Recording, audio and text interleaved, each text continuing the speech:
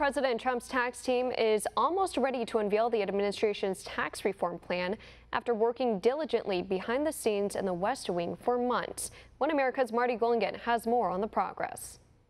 With the August recess about to end, President Trump is looking for a big legislative win, and his next goal to achieve is a true tax reform plan.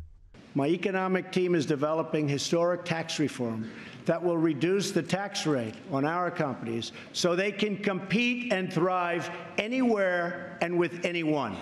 Reports say Treasury Secretary Steven Mnuchin and Economic Advisor Gary Cohn are tasked with bringing a viable bill to the table.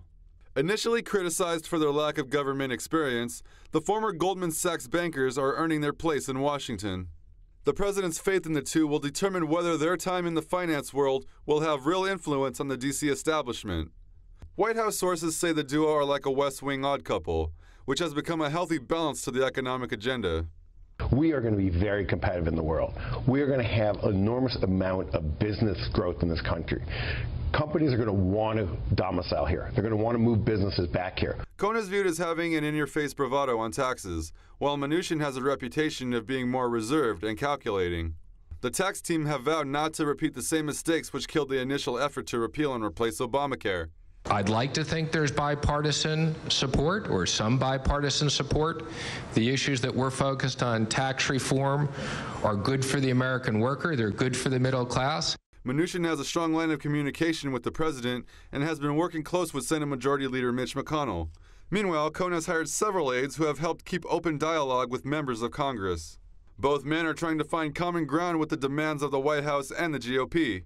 The path to reform has taken a bit of a turn from the president's original goal.